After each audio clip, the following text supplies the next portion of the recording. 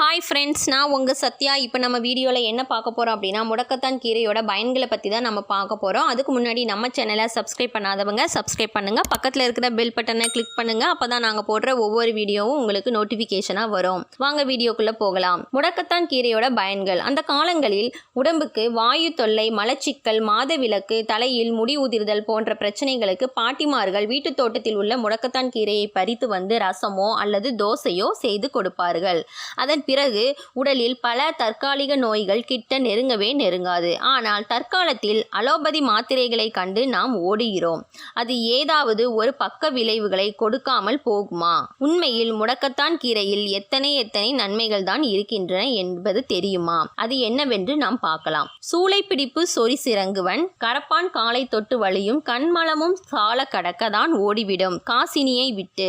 முடக்கச்சான் தனிமொழி என்று ஒரு சித்தர் பாடல் முடக்கத்தான் கீரையை பெருமையை பறைசாற்றுகின்றன. இதற்கு என்ன அர்த்தம் அப்படின்னா, கீழ்பிடிப்பு, கிரந்தி, கரப்பான் பாதத்தில் பிடித்த வாதம், மலக்கட்டு அத்தனையும் இந்த முடக்கத்தான் கீரையை உபயோகித்தால் உடலை விட்டு ஓடிவிடும் என்பதுதான் இதோட அர்த்தம். முடக்கத்தான் இலையில் ஈரப்பதம் 83.30%, புரதச்சத்து 4.70%, கொழுப்புச்சத்து 0.60%, மாவுச்சத்து 9.10%, தாதுச்சத்து 2.30%. முடக்கு அறுத்தான் என்பதே மருவி முடக்கருத்தான் என்று முடக்கரான் என்றும் அழைக்கப்படுகிறது. முடக்குவாத நோய் மூட்டுகளை முடக்கி வைக்கிறது. இந்த கீரை முடக்குவாத நோயினை சரி செய்வதால் முடக்கத்தான் என பெயர் பெற்றது.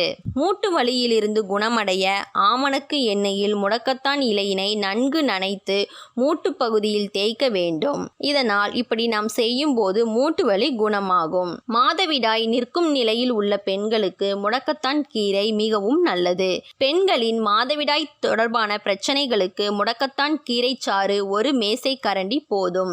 சுகப்பிரசவம் உண்டாவதற்கு இந்த முடக்கத்தான் கீரையை நன்கு அரைத்து அதனை கர்ப்பிணி பெண்கள் அடிவயிற்றில் அடிக்கடி கட்டி வர வேண்டும்.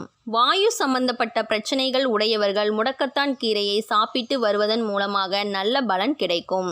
3 நாட்களுக்கு ஒரு முறை முடக்கத்தான் ரசம் வைத்து சாப்பிட்டு வந்தால் உடலில் உள்ள வாயு கலைந்து வெளியேறிவிடும். வாயுவாதம், நாள்பட்ட மலச்சிக்கல் சம்பந்தப்பட்ட எல்லா கோளாறுகளும் நீங்கும். பெரும்பாலானோர் பொடுகு தொந்தரவினால் அவதிப்படுகிறார்கள். இவர்கள் முடக்கத்தான் இலையினை கொண்டு ஆட்டப்பட்ட எண்ணெயை தலைக்கு தேய்த்து வருவதன் மூலம் இதிலிருந்து விடுபடலாம். நீண்ட நாட்கள் மலச்சிக்கல் மற்றும் நார்ச்சத்து குறைவான உணவுகளினை சாப்பிடுவதாலும் மூலம் ஏற்படுகின்றது.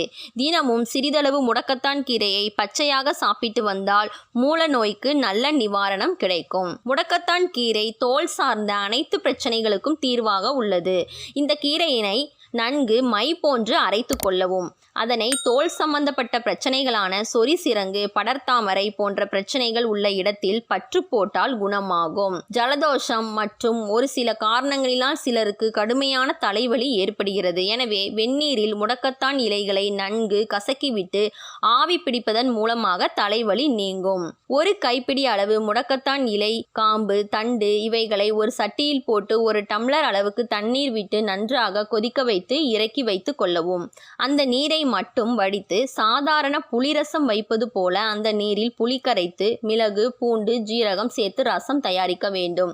இந்த ரசத்தை நாம் சாப்பிடுவது ரொம்ப நல்லது. முடக்கத்தான் கீரை தோசை செய்வதற்கு என்ன அப்படின்னா, 2 கோப்பை புழுங்கல் அரிசியை ஊற வைத்து கொள்ள வேண்டும். அத்துடன் 2 கைப்பிடி முடக்கச்சான் கீரையையும் உப்புடன் சேர்த்து நன்றாக அரைத்து எடுத்து தோசை போல சுட்டு சாப்பிடலாம். இது சற்று மருந்து வாசனையுடன் இருக்கும். நல்ல காரமான சட்னியுடன் சேர்த்து சாப்பிட்டால் சுவையாக இருக்கும். இதனால் பல நோய்களிடம் இருந்து விடுதலை கிடைக்கும்.